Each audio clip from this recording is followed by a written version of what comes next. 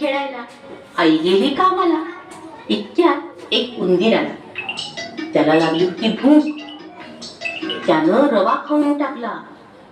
मुंगीताई मैत्रिणीला घेऊन आली. तिनं साखर फस्त केली.